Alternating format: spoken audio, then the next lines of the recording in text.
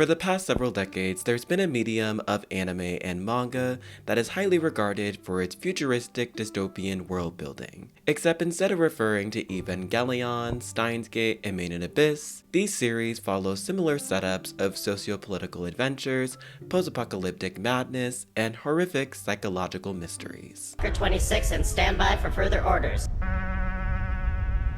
This is where they separate the men from the boys.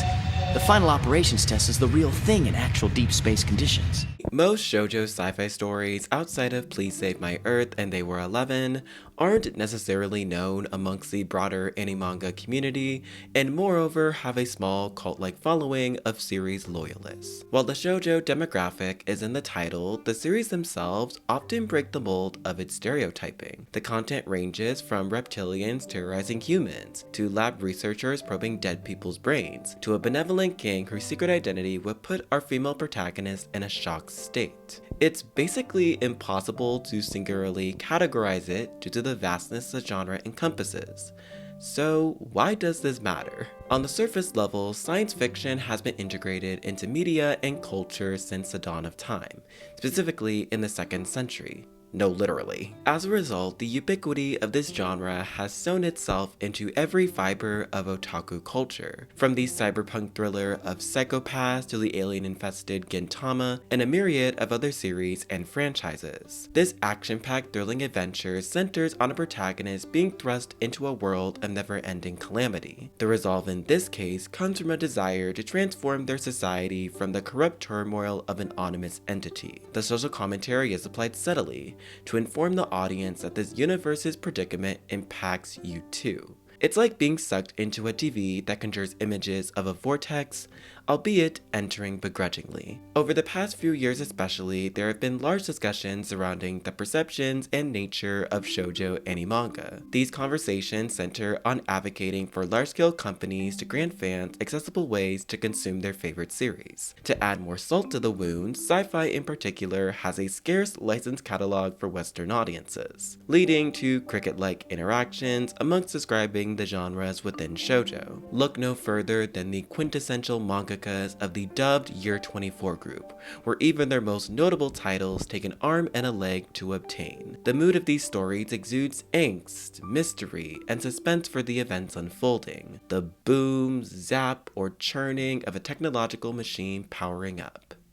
Then finally, the moment arrives where the abstract instrumental music lowers and the diegetic sound seeps in as our villain enters the fray. Perhaps this is the intangible pull of shoujo sci-fi content. Oh god, even I can't take myself seriously with that. Okay, that was a bit dramatic, but for as long as I've consumed anime and manga, sci-fi has always been a genre that's intrigued me. The diversity of stories told always leaves you on the edge of your seat. But before we begin, some housekeeping. It should go without saying, but this video is not going to be wholly comprehensive of shoujo sci-fi. Otherwise, it would never end. This should not be taken as an opportunity to be condescending if a series or aspect you enjoy doesn't get mentioned. Disclaimer being said, I do think this is a topic worth examining, and I find the information and history of this genre to be endlessly interesting. So today, mainly for the sake of my own curiosity, I want to explore a seldom turned stone, the shoujo sci-fi influence, and its revolutionary origin story. Tracing the roots of anime-manga sci-fi is rather difficult, however some scholars have partly attributed it to Japan's assimilation and importation of Western media. Although canon American sci-fi didn't reach Japanese audiences until the end of World War II, this genre still had a prosperous fandom that received commercial success. During the Meiji Restoration era in the 19th century, Japan officially was introduced to Western sci-fi. These social, industrial, and cultural reforms taking place gave a small viewfinder for the Japanese public to gain insight into Western civilization. Newspapers and magazines promoted cutting-edge technology as a means of Fukoku Kyohei, which is their slogan for building a country of wealth and military strength. Scientific romance stories started gaining notoriety, with novels by Jules Verne and H.G. Wells causing a massive sensation for Japanese readers. Preceding the Meiji Restoration, science and technology became less of an intellectual focus and more practical due to developing their nation's military power. Novels of future wars and new weapons set in exotic places running in juvenile magazines arose in Japan's military expansion period in the 1920s and 30s. Shunro Oshikawa, the first representative of this genre, was heavily influenced by Verne when writing Undersea Battleship. Another author, Juzo Uno, became the most prolific writer during the World Wars. He read American pre-war sci-fi and added space opera elements to his series. The exportation of Western sci-fi to Japan during the World Wars wasn't exempt from criticism. For instance, the Yellow Peril, born from systemic racism by the West, often framed Asians as villains like aliens. The US's hegemony reigned supreme,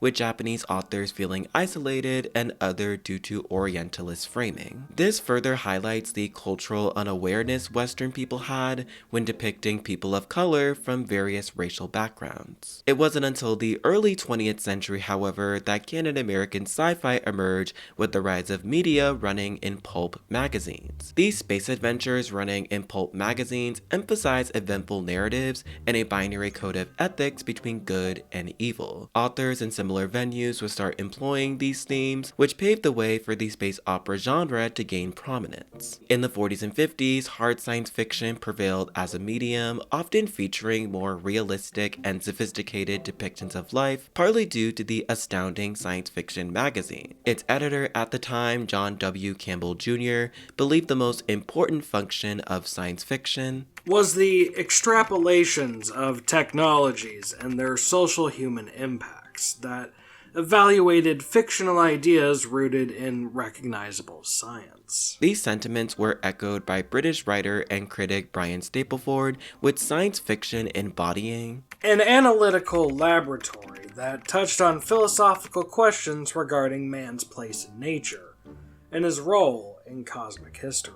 With a heavy focus on human nature and social conditions is where the post-war American and Japanese sci-fi realms intersect. After the end of World War II, sci-fi became incredibly popular in Japan due to the American occupational forces stationed in the country, discarding paperbacks which filled secondhand bookstores. Researcher Brian White notes that from the 1950s to the 60s, Japanese sci-fi should be considered transmedia instead of distinguishing between aesthetic and commercial ambitions. Put more simply, examining this genre cannot be traced to a singular medium, especially considering Japanese sci-fi was largely imported, which affected how authors created their stories. 1954's Godzilla, for example, brought in the strange beast and kaiju subgenre, which were sparks amidst the fear of the Hiroshima and Nagasaki atomic bombings. However, since those films, those ideas have evolved into contemporary frameworks that are made approachable to the general public. In the post-war era, anime and manga started gaining traction, with prolific mangaka Osamu Tezuka creating Astro Boy. To put it succinctly, Astro Boy is about a mad scientist who creates a robot version of his son who died in a car accident. But when he becomes discontent, he sells the robot to a circus and hijinks ensue. A big-name mangaka, Leiji Matsumoto, was known for creating expansive intergalactic worlds in outer space to showcase the necessity of humanity from youth to adulthood. Matsumoto's universal appeal of communal values regardless of cultural affiliation has contributed to the international popularity of these types of works. Along with Tezuka and Matsumoto's influence, you had figures like Hoshi Shinichi, Ichinomori Shotaro, Kobo Abe, and Kamatsu Sakyo, who changed the format of sci-fi to include elements of UFOs and natural disasters, among other things. This progression, in return, led to a new wave of female-oriented sci-fi stories. 夏は残された時間で何がしたい？じゃあ This type of content has been around for a while, but Japanese feminist Kotani Mari offers an introspective look at this phenomenon. According to Mari, the birth of women's science fiction is attributed to the global women's liberation and counterculture movement in the late 60s. This movement brought an interest in experimental and avant-garde stylization sparked by new wave sci-fi. This wave of writers used mainstream literary techniques to appeal to a wider audience and establish explicit social and cultural commentary, from reshaping attitudes surrounding sex to slowly incorporating soft sciences. The emergence of these ideals in Japan did not occur in a vacuum, and is in fact a byproduct of Western feminist ideologies. There are a few differences though. One is that these stories don't embed political ideologies for the purpose of establishing a narrative. At the time, mass media in Japan projected a distorted view of feminism that conjured obscene imagery of puritanical thought imported from the outside. While these images weren't anti-women, they were anti-feminist. But in retrospect, this narrative is surprisingly nuanced. The age of Japanese women's sci-fi is said to have begun with Suzuki Izumi, who not only wrote sci-fi but also lived through it herself. Izumi's texts are known to disintegrate the marginalization produced by power structures placed on phrases that denote passive signifiers for women. In Ono to Ono no Yo no Naka, it raises the question of how men and women can live together despite their differences. The story resides in the future where fuel and food are exhausted and women are the main characters. Men in this universe spend most of their lives confined to the special residence zone, aka ghetto. This changes once we meet Yuka, who spots a boy walking down the street outside her window. Out of curiosity, she sends him a message and discovers her affectionate feelings for him. The boy is later taken back to a detention house, and Yuko learns that men must be detained as they are deemed dangerous beasts. Through this reveal, Yuko learns that she lives in a world of only women, which stirs up internal conflicts within her character. Being pulled in both directions of the domination of women and the land of men helps Yuko come to terms with her own identity. This notion, to an extent, is dated due to the separatism issue in the 70s women's liberation movement, but it established homosocial tendencies and limitations of heterosexual love that were seldomly unknown to people at the time. Izumi remained a dominant figure in the women's sci-fi milieu by creating utopias of territorial female spaces that resemble feminist ambivalence. Because of this structure, writers such as Reiko Ikawa, Yumi Matsuo, and Motoko Arai have continued down this path. Honing themes of motherhood and nuclear family became ubiquitous with shoujo comics, novels, and ladies comics to subvert patriarchal ideas of stereotypical femininity. From deconstructing the culture of childbirth to subservient maidens were all flipped on their head into conveying raw forms of vulnerability that women weren't able to express otherwise. In contrast to male-oriented Japanese and Western sci-fi, Mari finds a commonality with male writers employing violent themes of combat, with women often becoming victims of said violence. Stories where the male protagonist attacks a female monster in an attempt to restrain or manage her sexuality became the blueprint for female authors subverting this trope and reshaping this framing. However, as many of us are aware, not all male demographic sci-fi is like this. Series such as Ergo Proxy, Steins Gate, and Blame subvert stereotypical redundant tropes and are considered to be aimed at male audiences. The validity of Mari's claim most likely stems from the more insidious ways dehumanizing rhetoric reveals the cruel nature of our world. One example is the archetype of the digital woman, aka fembot, which has come under scrutiny for its demeaning portrayal of women as objects who lack agency. I also think Japanese female sci-fi writers manipulate these stereotypes for various reasons. The origins of shoujo magazines, for instance, advocated for women to become good wives and wise mothers, hence why many early shoujo stories delved into mother-daughter relationships and how to be a model woman in their society. So it checks out that these messages would be hyperlinked to other genres within girls' media as a whole. This space for female sci-fi writers could help them cope with their own lived experiences and provide a space to vent out these frustrations. Where the Japanese female sci-fi realm and manga congeal is through Moto Hagio's infamous series They Were 11. Moto Hagio's sci-fi manga They Were 11 made its grand debut in 1975. Running in 4 shoujo stories, a manga compilation including The Changeling, Promise, and Tenchi Gone, this story became a precedent for shoujo specifically during the 70s Renaissance. Following 10 young space cadets placed on the decommissioned spaceship Esperanza, They Were 11 explores aspiring cadets wanting to attend the elite Cosmo Academy. The conception of Cosmo began with the Interstellar Alliance granting peace for all planets in the galaxy. In order to be accepted into the program, one must take the entrance exam that tests one's ability in a real case scenario. Through accompanying Lane Tadado's and Orphan Esper from Terra, we get insight into how outer space life is within a constricted time limit. The final stage involves living abroad the Esperanza to get hands-on experience with their potential careers. Applicants depart in groups of 10 and only have 53 days to complete this task, otherwise their mission is a failure. Once aboard, however, an 11th member appears, causing a ruckus among our cadet hopefuls. This mystery as to who is the 11th person becomes a catalyst for the cadets accusing one another of sabotage, with their objective to discover who this 11th member is to progress with their lives. Our protagonist Tada is initially suspected to be the 11th member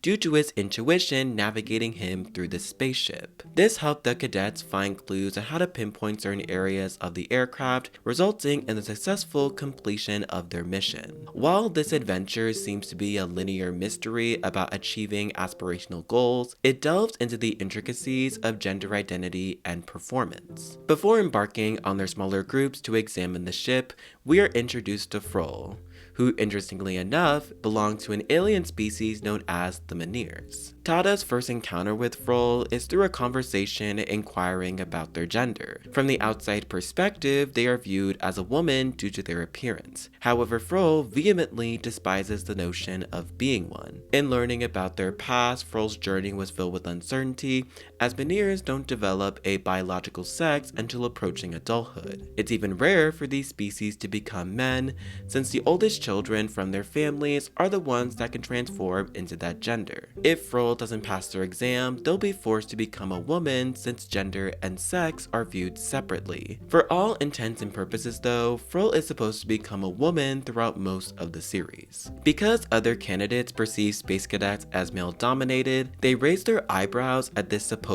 reveal. Tada, on the other hand, remains nonchalant about Froll becoming a woman and views them as beautiful regardless. Additionally, Froll's gender identity is very ambiguous. As mentioned before, they didn't want to become a woman. Froll often asserts masculine traits like aggression and dominance as they lament that men have privileges that would be beneficial for a better quality of life. They often mention their physical features such as having a taller frame, smaller chest, longer limbs, and combative tendencies. Besides being Tada's love interest, what makes Froll so fascinating to me is the interchangeability they have with their sexless gender. In possibly doing this out of unawareness, Froll encases themselves with feminine attributes while simultaneously desiring to distance themselves from it. Once becoming Cosmo Academy students, Froll wants to become female to engage with Tada. This adds to the gender performativity exuded within their character, which matches similarly to Sapphire from Princess Knight. Her cross-dressing to fulfill her father's royal position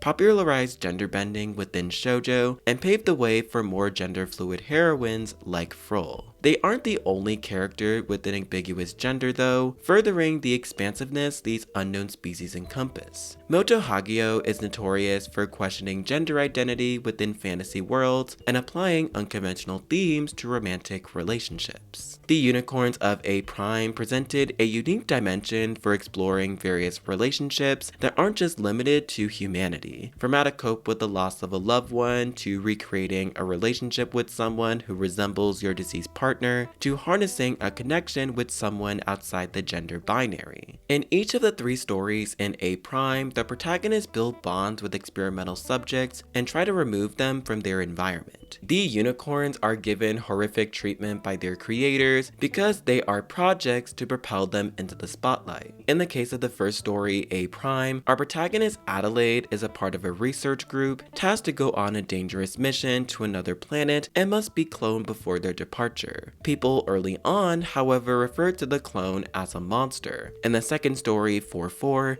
Trill is essentially a cog in a machine for her creator, Professor Cezanne, to objectify to his advantage. In a broader context, people envisioning female supernatural creatures as monsters due to the unnatural form they take seem to showcase the importance of breaking free from that stigmatization. Hagio directly addresses the girls' poor treatment, allowing them to explore their mantra side that's been repressed from child rearing. Their eventual conclusions touch on another revolutionary phenomenon of shoujo protagonist, Hishoujo and Shoushoujo, aka hyper and ultra girls. They are described as a new kind of girl within manga who possess supernatural powers attributed to redefining the social convention of what a girl should be. Artist and critic Miyasako Chizuru popularized these terms in her 1984 book, Toward the Ultra Girl. She examines Hagio's early manga and argues that some of her heroines are based on these archetypes. Chizuru uses real-world circumstances to illustrate how shoujo manga critique themes of stripped female independence who are alienated for their desire for freedom. Characters like Utena from Revolutionary Girl Utena fall under this category. Its subsequent notoriety led Mari to credit Chizuru's hypergirl concept with capturing the power of heroine's vital force, which is something we might even call assertiveness of her female corporeality. Hyper/ultra girls in the Hagio domain were introduced in the series Star Red, in which our female Martian Sei refuses to accept compensation for the recolonization of her planet Mars. She is shown to have superior psychic abilities that are overtly feminine, but is still dubbed a monster for her alien identity. Despite her attractive appearance, Sei is scrutinized for her supernatural abilities and has to hide this part of herself at school to avoid discrimination. The fascinating part of Star Red is how scholars dissect Sei's ESP as both a blessing and a curse. Since Sei is blind, her ESP lets her visually perceive things, but simultaneously faces hardship from other solar system territories. The two races in the stories, Zetsnusur and Ami, were also noted to metaphorically represent governing bodies of both male and female. Since both groups rejected Sei, she was forced to be reborn into a child, therefore isolated from both parties even if one of them matched Sei's persona. The combination of escaping perilous situations caused by corporate entities and human evolution through technology has seeped into josei manga, which Hagio had a hand in creating. The surge of sci-fi manga during 80s shoujo popularity pressed onward with space opera Ultra Girls. Nayuta found its avenue through the titular title character, who develops telepathic abilities and maneuvers through an eternal war with an alien species known as the Assad. After stumbling upon a young boy named Kiro and his sick mother, they go to the hospital to get her treated. Unfortunately, things become chaotic once the Assad captures Kiro's mom, and the two face the harsh reality of aliens controlling parts of their world. Kiro reveals that the Assad are after his people because of the jaw runes they wear that grant them psychic powers. To discover this ability for herself, Nayuta steals Kiro's jaw rune while he's sleeping, becoming the Assad's prime target in the process. With the help of a young man named Ryotaro, Nayuta slowly learns the truth regarding her parents' murder and her newfound responsibilities to eradicate the Assad to save the solar system. One of the intriguing concepts utilized here is the invasion of body snatchers lore, where the Assad can disguise themselves within the human population, making it harder to distinguish between friend and foe. The foe in this case was someone right under Nayuta's nose. Doesn't that sound familiar? Yeah, that premise just sounds a little familiar to a manga series made in 1975. Kiro's descent into his villain arc isn't too far off from the exam proctor's objectives in They Were 11. Testing one's ability to define one's worth in the world is an all too common method to rein over people's moral compass. While Kiro might have been Nayuta's main hurdle, it's obvious he was being used by another larger entity that continues this endless cycle of being controlled. They Were 11, A Prime, Star Red, and Nayuta see the heroes or heroines resisting a system that puts them in a box. If someone damages an environment crucial to an individual's upbringing, it must be vanquished or altered. So what happens when people don't follow the strict dictation enforced by power structures?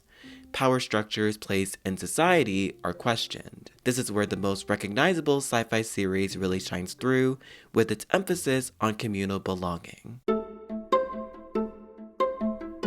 Please Save My Earth is a 21-volume manga series by Saki Hiwatari that has a similar tone to They Were 11. The series centers on 7 kids who all share common dreams of their previous lives as scientists observing the Earth from the moon. We initially received this context from the perspective of Alice, a teenage girl who recently moved to Tokyo and has trouble making friends. There she gets pestered by the rimbaton twirling young boy named Rin, who she is currently babysitting. The mysterious undertones start to take effect once Alice encounters fellow classmates Junpachi and Issei, who are in the midst of a perceived love confession. Iconic babs! To clarify this misunderstanding, Junpachi and Issei bump into Alice and Rin at a local zoo to explain the reenactment of their moon characters. The boys reveal during their dreams that they recall the Earth floating directly in the sky and examining the activity from the space shuttle placed directly above it. Things start to shift when during one of Alice's babysitting sessions, she and Rin get into an argument that ends with Rin falling off his 15-story balcony. Traumatized over this situation, Alice drowns in a sea of shame until she learns of its miraculous survival. Upon Rin's awakening, memories of his previous life on the moon steadily resurface, and it wasn't all sunshine and roses. His blood-boiling rage over the events happening on the moon pushes him into developing a plan to get revenge for the wrongdoings bestowed on him. Alice ponders Junpachi and Issei's reincarnation story during this time, and the trio decides to find the other members to retrace their moon counterpart origin point. Exploring each individual slowly regaining their past life memories is pivotal to our lead characters' emotional and physical journeys. In regards to Alice, ever since her childhood, she's felt akin to plants and animals, allowing her to sense how they feel. Her parents are the only ones who know of this ability of hers that seem to paint her as weird from everyone else's perspective. Alice's introspectiveness and quiet demeanor are aided by Mokuren's initial persona, which displays her unconsciously enticing her male peers. One of which is Rin's moon counterpart Shion, who is engaged to Mokuren, which starts the domino effect of Rin's deceptive motivations. Junpachi as Gyokuran has an unrequited love for Mokuren, which progresses him to develop feelings for Alice. He's battling the urge to chase after her since he's unsure if these emotions he's feeling aren't artificial. One of the more dramatic characterizations of this change is Issei, whose moon counterpart is Enju. Since Enju is a woman, Issei faces internal struggles with grappling with his sexuality and how this will affect his relationship with his best friend. Each of our main characters has to adjust to this drastic change as these newfound memories start to slowly take over their current reality. Once our trio finds all their group members, they conduct meetings targeting specifics of where they came from, with brief flashbacks of our moon scientists' lives. We learn that there was a war that wiped out their star system, with an incurable disease spreading, causing all hell to break loose. During Ren's coma, he remembers his tragic past and pushes Alice to quit attending their meetings for his own benefit. Ren convinces the others that he's another moon character, Shikaido, that puts one of the members, Haru, in a vulnerable position. When Wen first encounters Haru, he forces him to remember his past life's betrayal, which spirals Haru into going insane. By attempting to unalive himself, Haru learns of his past life's actions and grants Ren permission to kill him if that will satisfy justify his vengeance. Rin hopes to deceive everyone about his identity as Shion so he can gather the 7 moon passwords and destroy the moon base. He strategically plants these to obtain Mokuden's keywords, particularly because if she attains it on her own, a horrific truth will damage everything. Alice is initially skeptical about accepting a role as Mokuden because doing so would ruin the normalcy she's been craving since moving away. Due to her ESP, which allows her to communicate with plants and animals, it was inevitable for her to jump headfirst into this role. ESP particularly is a concept utilized often in these works. It is an acronym for extrasensory perception, which is applied to clairvoyance, telepathy, and precognition. A sixth sense or psychic, if you will. This explains why superpowers are often the building block of ESP, and why our characters can detect things before they realize they have this ability. As Alice progresses, she questions what will become of her when she fully awakens. If Mokuden has a family and life outside of her own, she can move on from the life she's had up until now. While it takes some time for Alice to warm up to her role as Mokuden, she eventually accepts the role in hopes of learning more about herself. Another notable aspect of the series is that a group of scientists and civilian equivalents collectively strive to transform their world from the dangers imposed on it from within their own community. Shion and his alias counterpart Rin are the major obstacles our scientist must overcome as he is planning to destroy the moon base they all inhabit. However, he wasn't purely sinister. Rather, he was angrily grieving over losing the people he calls home. Shion's earliest memories are on the battlefield and is revealed not to have a concrete image of his homeland or parents. It is also stated that Shion wasn't the purest soul since he murdered people while he was still a child. He was then housed by a man named Laszlo who didn't judge Shion based on his previous behavior and became a father figure to him. Soon after, however, he died in a car accident, with Shion reverting to his cold exterior and not having a place to belong. Once meeting Mokuden, this slightly changes as she is able to see through Shion's facade, which surfaces his imposter syndrome for garnering her attention. After experiencing nothing but dead ends from being caretaken and loved, it seemed out of left field for Mokuden to give Shion the type of day. He seems to have found a home through Mokuden and strives to keep her safe and happy. It's why the overarching theme of Please Save My Earth is ironically derived from the title itself.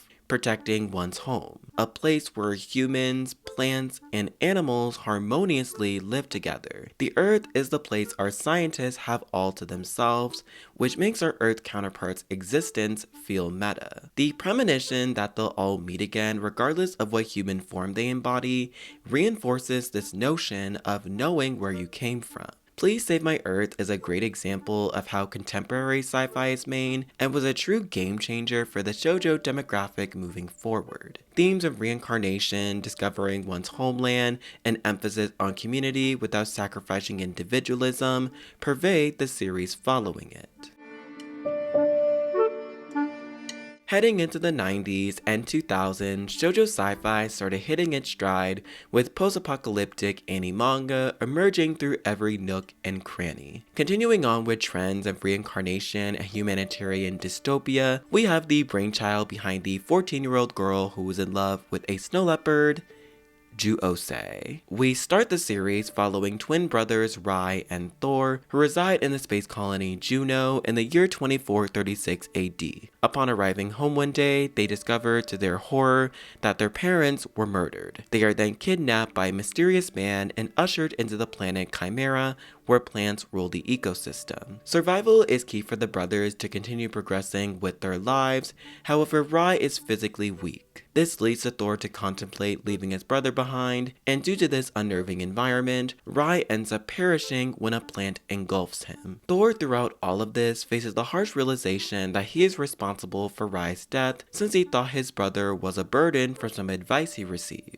Wanting to discover why he was placed on Chimera, we follow Thor as he acclimates to the planet and awakens his true calling of becoming the Beast King. In Chimeran society, becoming the Beast King is the only way to depart the planet, thrusting Thor into the politics of said nation. Just by circumstantial nature, Ju-Ose sets itself to be somewhat of a gender reversal, and also establishes traditions people abide by to keep their world afloat. In this universe, society is structured into 4 groups of humans governed by the Ochre, Sun, Blink, and Noi rings. These rings are based on citizen skin color and are led by figures called the Top, Second, and Third. From Thor gaining the knowledge of Chimera societal structure, he defeats the Ochre Ring Top to venture forth, eliminating other factions to discover why he was placed here. Gathering his ring members, he also discovers that women on Chimera can choose their spouses, as he denies our female lead Tiss's proposal to determine his own fate. While this series falls prey to Itsuki's desire to have reverse harem level amounts of absurdity, we can still understand why these relationships build beyond the typical meet cute. Alongside romance, Ju-Osei tackles issues of harnessing the nuclear family through women taking on the dominant role in relationships instead of men.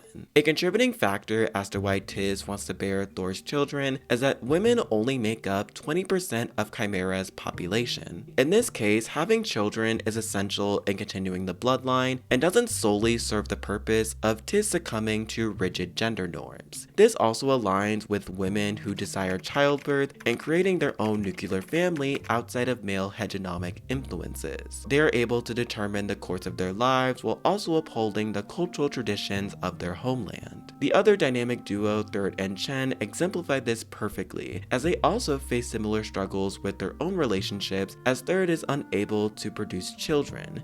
If you know, you know. The central conflict as to why this occurred comes in the form of the president of Juno. Thor and the gang pushing through barriers imposed by systems rigged against them resulted in the Prime Minister Odin. He is disclosed as the murderer of Thor and Rai's parents, with the horrific truth unveiling that Thor is a genetically engineered human. Thor and Third are essentially experimental guinea pigs for Odin to create genetically engineered humans to survive on another planet. Odin's greed in running an empire is mainly due to personal satisfaction and achieving the selfish goal of controlling a population. Translated to the real world, citizens becoming victims of corporations thriving off their suffering is glaringly apparent in many cultures. It's up to the individual to transform themselves and their own social circle and revolt against entities that deny their autonomy of basic human rights. In the universe of Ju-Osei, no matter if your DNA resembles the person beside you,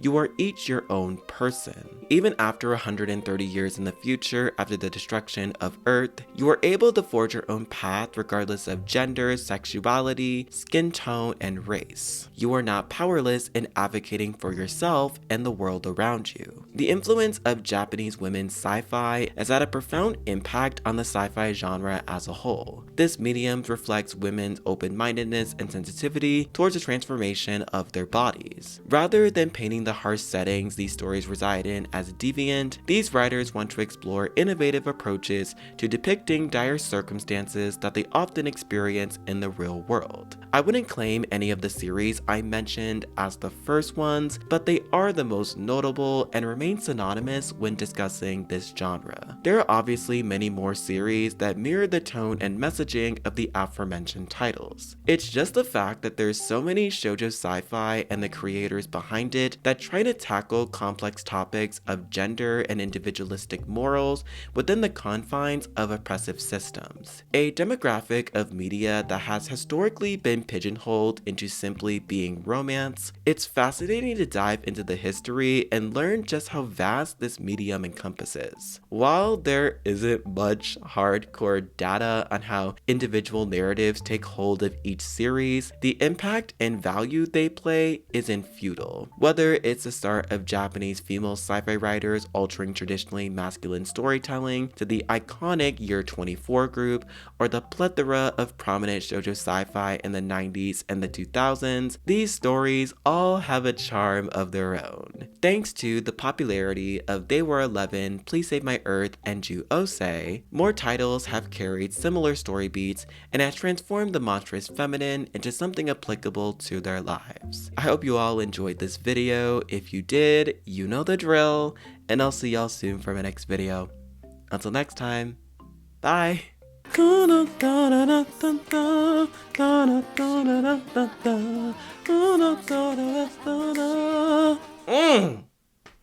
I'm telling you, the Ju-Osei, oh my god, the Ju-Osei ending? Oh shoot, this was still on? Oh. Okay. Well, see ya. Bye.